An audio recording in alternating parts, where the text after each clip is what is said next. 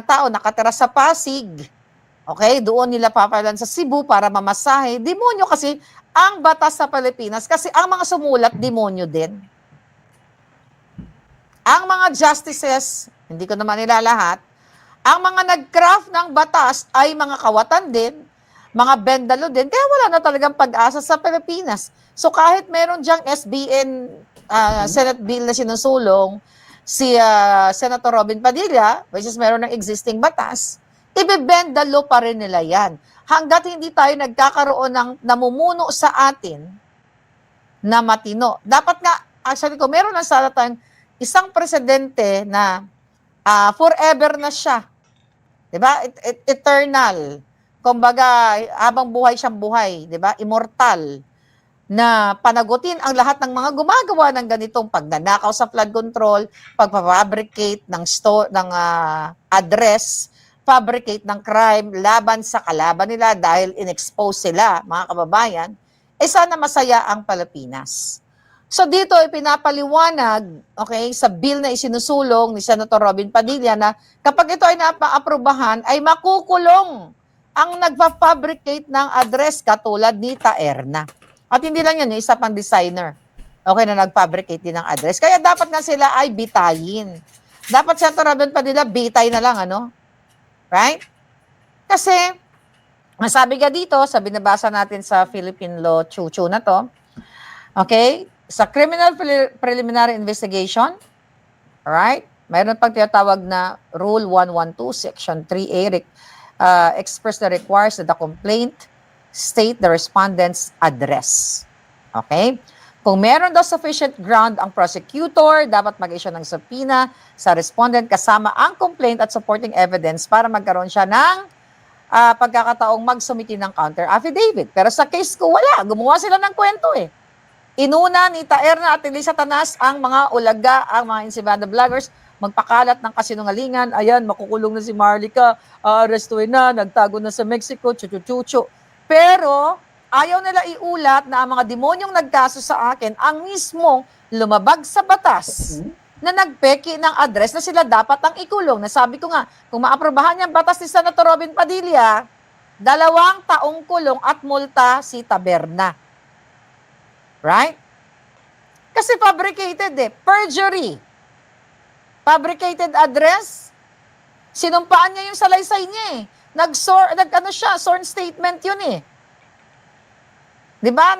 Nagsumumpa ka na ang nilalagay mo dyan ay pawang katotohanan lamang. Pero gumawa siya ng false statement under oath. Okay?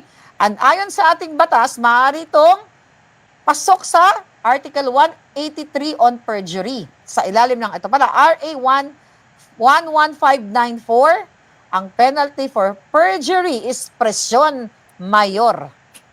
Or meaning, generally, 6 years ang kulong and 1 day to 8 years. At may fine na pwedeng umabot sa 1 million. Of course, I have to prove that sa korte. Pero wala nga ako dyan sa Pilipinas. Paano ko naman mapapatunayan sa korte yan? Dahil nag-issue na ng warrant of arrest ang mga ulul, okay, na korte. Ngayon, malinaw pa sa sikat ng araw na talagang falsification of documents, falsification of address. Lahat ito ang ginawa nila, una pa lang, since 2020 to 2023, para takutin si Maharlika. Iyan ang katotohanan, mga kababayan, sa ginawa ni Taerna, siya dapat ang nakakulong ngayon. Kung ako'y nandyan sa Pilipinas at ginawa niya ito, ipapakulong ko siya at lalabanan ko siya ng batas sa batas kung merong batas sa Pilipinas. But it's sad to say, there's no point na makipaglaban ka sa Korte Suprema o sa kahit anumang korte ng Pilipinas dahil mismo ang Korte Suprema ay bumabali ng konstitusyon sa pag-delaying tactics, sa pagbigay, okay, ng desisyon sa mga petisyon ng kampo ni Pangulong Duterte sa illegal o kidnapping na ginawa ng Bangag Administration. So kahit pabasahin natin ito mga Rule 12112, chuba-chucho, eklabush na yan, at kahit pa yung bill na sinusulong ni Senator Robin Padilla ay maibatas yan. At kung ang mga namumuno ay demonyo pa rin, wala rin kwenta yan. Yes, maganda talaga yan, Scorpion. Pero wala rin kwenta yan. Kahit isulong pa yan. Ngayon nga, Korte Suprema, nakita nyo naman, si Bato, di ba? Kikidnapin. Si PRRD, kikidnapin. May mga existing laws na tayo na syempre, di naman natin yan kabisado. But it just so happened na ito yung bagong bill na sinusulong ni Senator Robin. Pati maganda talaga yan. Alam mo, napakaganda naman ng batas sa Pilipinas. Kung yun ay isa sa buhay, kung yun ay gagawin nila. Kaso ayaw nilang gawin. Nababayaran. Kaya nga wala nang saysay. Mamuhay. Kaya yung iba, inilalagay na lang nila yung batas sa kamay nila. Ginogorgor na lang nila yung mga kalaban nila. Kasi wala nang batas-batas sa Pilipinas. Napakalinaw ngayon. Meron tayong 2 ulol na nakaupo dyan sa Senado. Si Kilay at saka si Gatchalian. Di ba? Nakita niyo yung mga ulol na yan? Oh, yung paghabol nila kay Bato na wala namang kaso si Bato sa Pilipinas. Okay? Kundi sa ICC gustong kidnapin. Mag-comment kayo dyan para you share with part kayo ng ating chika boom boom. Right? Mga palangga. So ito yun. Kahit gaano pa kaganda ang mga batas-batas na yan. Kung yan ay bababuyin lamang ng bangag administration, ng maleta gang, there's no point. Kaya sabi ko si Tabernadat, matagal na yung nakulong.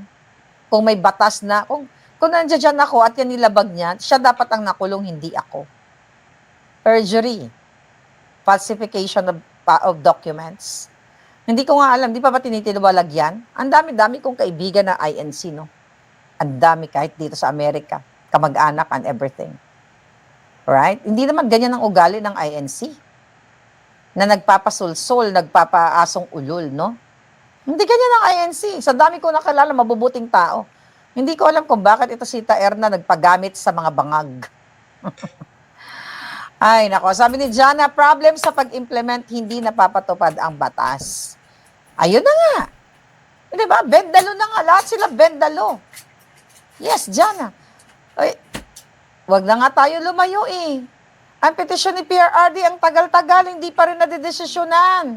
Ang ginawa nila yung petisyon ni Inday na ang mga maleta kongresista gang ay nag-fishing expedition. Ano ang ginawa? Nasa Senate na ang kanilang articles of impeachment. Moot and academic na. Ibig sabihin, wala ng visa. Kasi yung nirereklamo, wala na doon sa Congress. Nasa Senado na. Right? Barkadahan? Ako, pinagdadasal ko na lang sila na mamatay na lang silang kusa. Tignan mo yung mga nangaaway sa akin.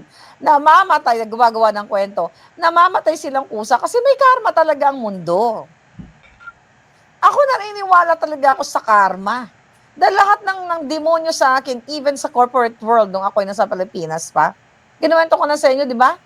Yung rep ako, na mayroong baklang manager. Sino nakaalala ng kwentong yon? Na inano-ano ako ng hayop. Yung pala, later on, nalaman ko may pinapalsificate pala, million pala ninakaw sa kumpanya. Nakulong. Ay, sinagot-sagot ko siya. Kasi bago pa lang ako sa company. You know that story? Sino nakaalala ang storya na yon? Na work with kami, trainee ako, syempre bago ako sa company, mausisa. Dahil, matanong, ang dami kong tanong kasi I want to learn. Gusto ko malaman yung trabaho. Tanong ako ng tanong, sir, ganito, sir, ganyan. Ginagago niya ako, ay hindi naman ako tanga. 'Di ba? 2 years pa ang karma darating sa kanila, sabi ni Soro. Hindi naman ako tanga, so nagkaroon kami ng balitaktakan, nagkaroon kami ng regional, 'di ba, pag medrep ka, nagkakaroon kayo ng, what do you call that? Nakalimutan ko na yung term. Like quarterly, meron kayong mga regional chuchung, may convention, so nagsama-sama kayo.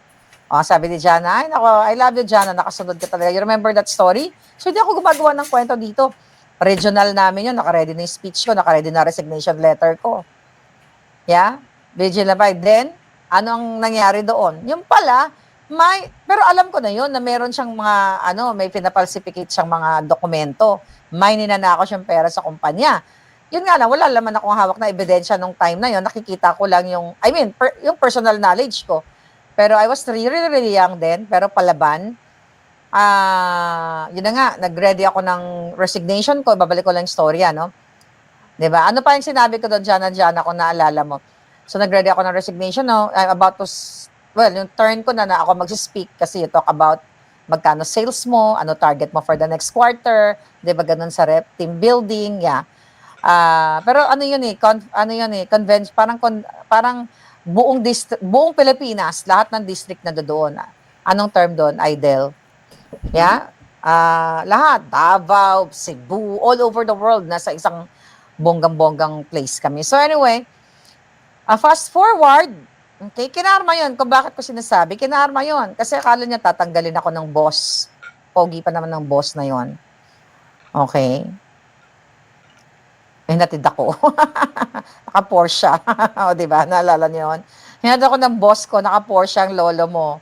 During that time, he was like, matanda siya sa akin, 28, siguro ako 20, mga ilang taon lang ako noon. Basta, mas bata ako, 24. Ganyan-ganyan.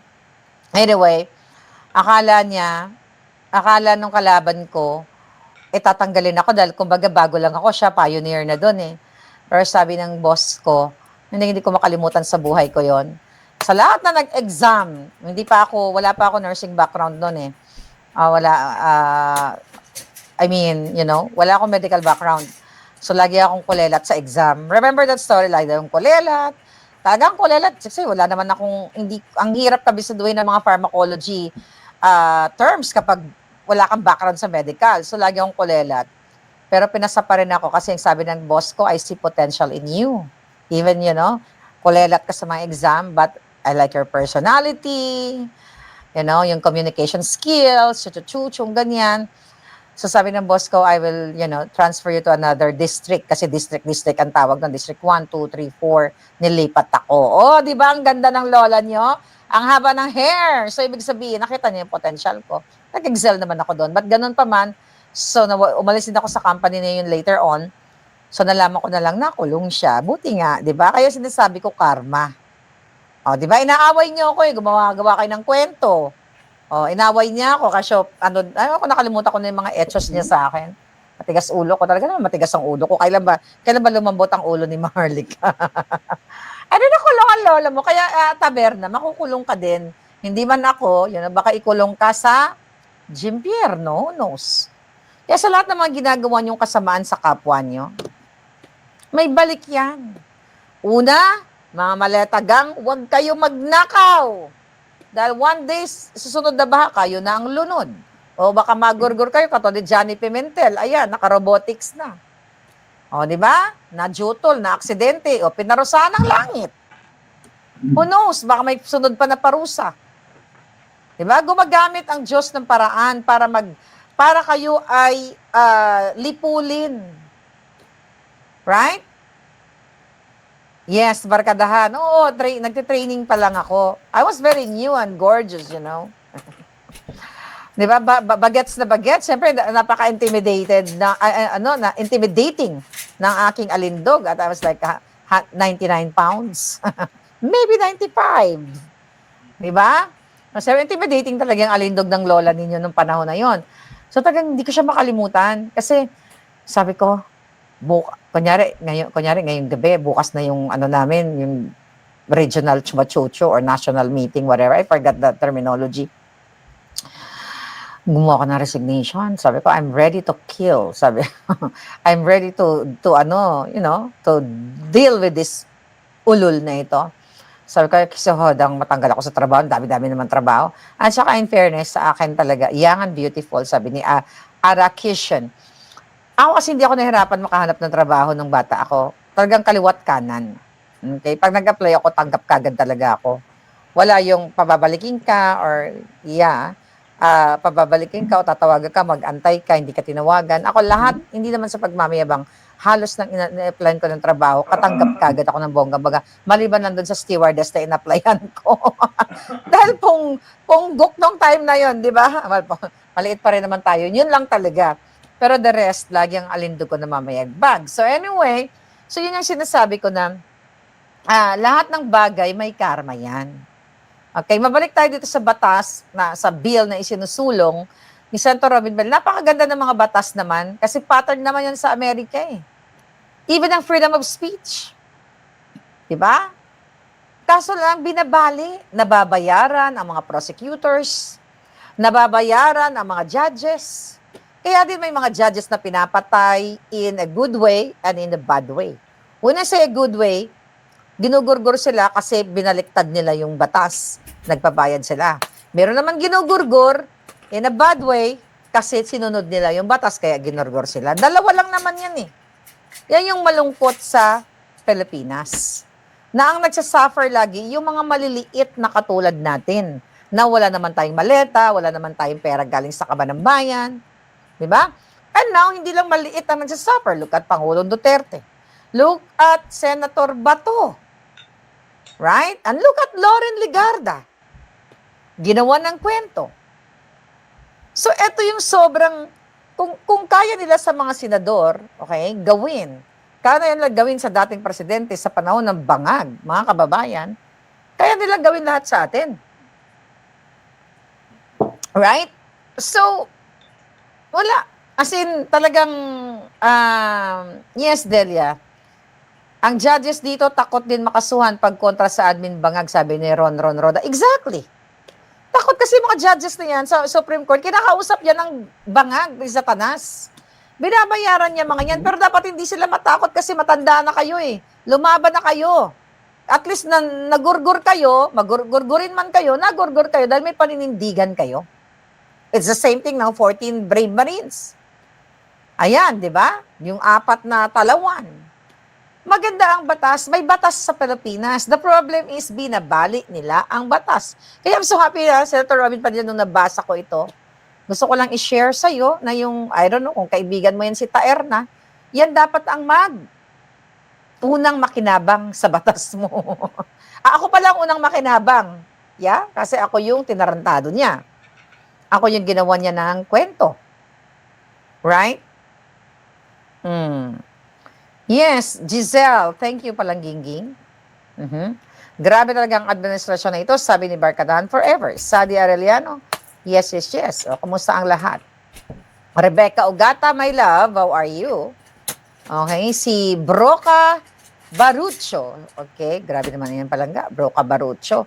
Thank you. Fabulous look daw ang Lola Maharlika. Hanilin Paran, thank you very much. Nakasulat po yan sa Torah, sabi ni Alejandro. Oh, biblical yan. Yeah, kaya ako talaga, sabi ni Jana, gaya-gaya naman ang pinasabatas ng Amerika. Look, pati Thanksgiving Day, gusto ng ating mamba. Exactly, kakausap lang natin yan. Well, kasi nasakop naman tayo, di ba? Oh, pwede nga na, sakupin na lang kayo eh. Mas maganda na nga lang, sakupin na tayo ng Amerika. Ako, I don't know kayo, pero sakupin na lang kayo kasi sakop naman na talaga kayo eh. Diba? Tingnan nyo yung presidente yung bangag.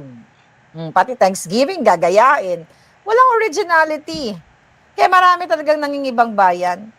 Ako, I will retire here in the States. O pwede na ako mag-retire sa Europe.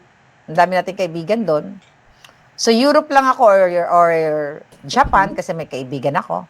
But Philippines, masarap mag-retire sa Pilipinas. Pero kung hindi magbabago ang Pilipinas, kung puro bendalo pa rin, mauubos lang pera mo. 'Di ba? Mauubos lang ang pera mo diyan pag may sakit ka, okay, pag ginipit ka ng kapitbahay mong politiko, mauubos lang. Kasi tulad niyan sa healthcare. Remember my story, may kaibigan ako na may 2 condominium diyan no, sa Bonifacio nung unang sa ano pa lang yan, may condominium sa diyan, 2 pa. 2 unit. Nagkasakit. Ubos sa St. Luke's nagpa-confine, nagkasakit yung kanyang jowa. 2 condominium na benta, pinaghirapan dito sa Amerika. You know what? Dahil ang tagal sa St. Luke's, naubos yun. Lahat ng pinagbentahan, ayun ko, 10 million, 15 million ba yun? Naubos. Tapos, nung medyo nakaya-kaya na bumalik ng Amerika, ayun, libreng gamot kasi 65 plus na yun eh. You know, yung kanyang jowa. Pareho lang naman sila. So, yun yung mga ganon. So, masarap mag-retire sa Pilipinas kung healthy ka, wala kang sakit. Pero pag may sakit ka na, diba? Swerte mo na lang talaga na tumanda ka nang wala kang sakit. Kaya alagaan nyo yung health. Okay? Nung nasa probinsya ka, nagwawalis-walis ka doon, sa hapon, nagsusunog ka ng mga lamay ng saging. Alam mo ba, yun ang namimiss ko, yung amoy ng mga sunog na mga dahon. Yun ang mga gusto kong gawin sa Pilipinas, magdamo-damo,